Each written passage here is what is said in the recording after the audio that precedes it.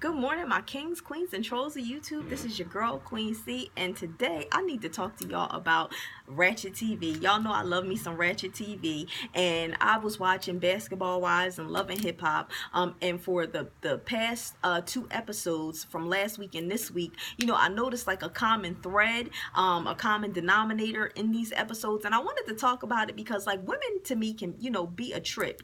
Some women are, very mature, very sophisticated, very classy, and they handle their business, but some women is just flat out nuts. Now I'm gonna tell y'all, yes, I'm talking about women today, and some women can be flat out nuts. Now basically, you have Tammy and you have Evelyn Lozada. Now, Tammy is upset with Evelyn Lozada because Evelyn used to screw Tammy's husband, who is now her ex-husband. And at the time, basically, Evelyn was very dismissive and basically did not want to acknowledge that at some point in time, she was Tammy's husband's side chick because Evelyn claimed she did not know he was married. Tammy's feelings were, it was public record that me and him were married. You should have known that he was definitely married to me and that he definitely had a wife. It was easy access for you to find out this information. So stop trying to gloss over the fact that you were my husband's side chick. And Evelyn Lozada was like, basically, I didn't know he was married, and Tammy at the time, he was a non-fucking factor. And that's how all that blew up. But Tammy's issue with Evelyn was not that she was necessarily his side chick. Her issue with it was,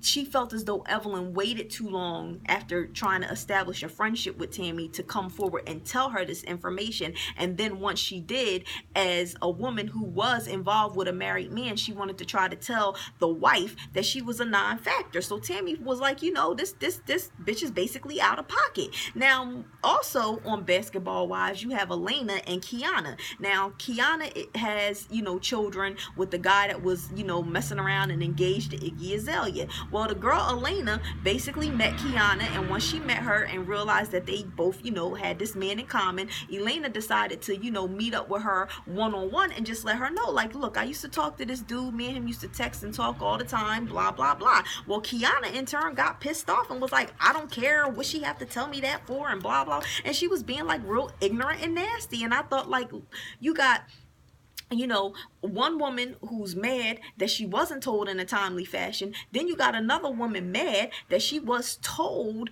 in a timely fashion and one-on-one. And then moving on to Love and Hip Hop, you got Mimi, Arian, and Melissa. So basically, Mimi was mad at Melissa because she didn't appreciate the fact that Melissa had such a close friendship with Jocelyn, and Mimi did not want to be, associated with anybody that has close relationships with Jocelyn, which is understandable. So basically, Mimi went to address Melissa about this, and in the process of addressing it, Mimi has said that, Arian, her best friend from since the show started and maybe even before, had already warned Mimi about Melissa. So Mimi told Melissa this, and Melissa was like, oh, well, Arian's just jealous because I'm not sleeping with her no more and we ain't messing around no more. So then Mimi was like, wait a minute, I didn't know. Now Mimi and Melissa's messing around, and Mimi was never told by her best friend Arian that Arian used to also sleep and mess around with Melissa too. So then Mimi, went to her best friend and was like, yo, you couldn't have told me that y'all messed around?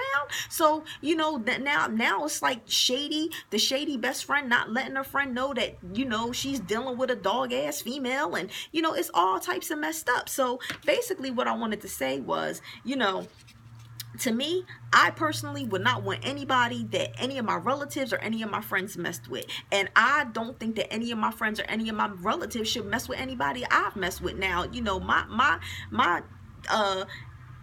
the men in my life are far and few in between. I don't have a lot of stragglers out there that I used to deal with. So, I'm not worried about anybody who I've had a relationship, dealing with anybody close to me, because it's not that many. But for those people that get around and, like, deal with him, her, and them, if you're dealing with somebody and you see that your friend is about to deal with them, to me, the right thing to do would be to give them a heads up and let them know. You know what I'm saying? Like, look, I used to mess with them. If you choose to deal with them, that's your business. But just know that I did used to deal with them, because truthfully, I will be looking at you some type of way if I'm dealing with somebody and we all in the same room and he knows you dealt with him and you dealt with him, but I don't know I dealt with him. I'll be looking at y'all all like y'all fake as hell. tell. Like, y'all whack for that. Like, to me, those kind of secrets should not be kept, because then, you know, when things, you know, hit the fan, it makes your mind do all types of, like, you know, you have all these crazy thoughts and you wonder, like, well, you know,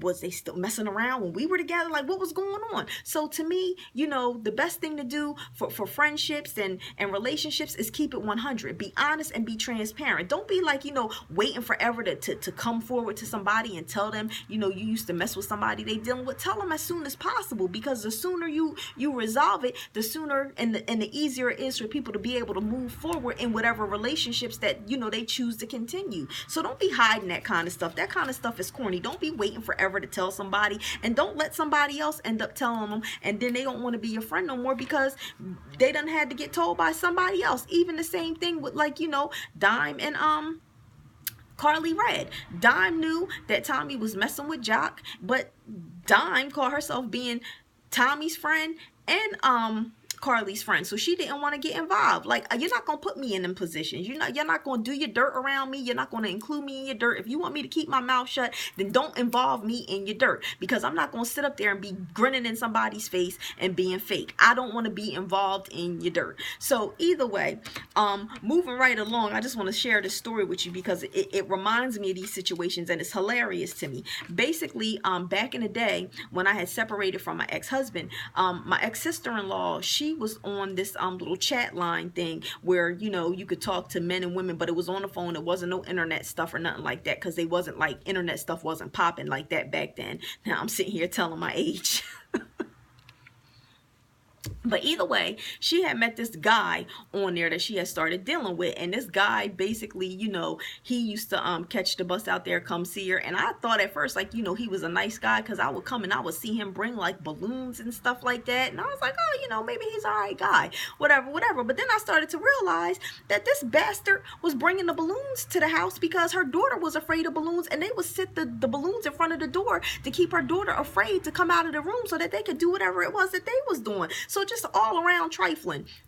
Now, at, you know, this point when she's telling me about this chat line thing, that I'm already aware about what purpose the balloons serve at this point. So either way, I set up this little chat line thing, and I had people calling me and stuff like that, but they didn't have my direct phone number. They would have to enter in a code, and then they had some type of system that would randomly call you for them. So basically, this guy had caught me, and, you know, me and him were talking on the phone or whatever, and he was, like, you know, going through, like, you know, telling me, like, you know, he's dated different women on this line and this, that, and the third, and we're talking, and he's like, you know, where are you from, and blah, blah, blah. And so either way, you know, he starts telling me about this one girl who he was dealing with, and basically, you know, because I guess he thought that he was just the shit. He told me he used to be a stripper and all this other kind of stuff. So he's telling me that this girl that he used to deal with used to go to, he would call her at her job, and she would go to the bathroom and she would talk to him on the phone, and she would be masturbating. And I'm just like, how the hell do I get this bastard off the phone? Because he's nasty. I don't want to talk to you no more. You nasty. So then when as he's telling me this, and I'm basically trying to get ready to wrap up the conversation and get off the phone, he tells me, you know, where this girl is from. And as soon as he says that, I'm like, wait a minute.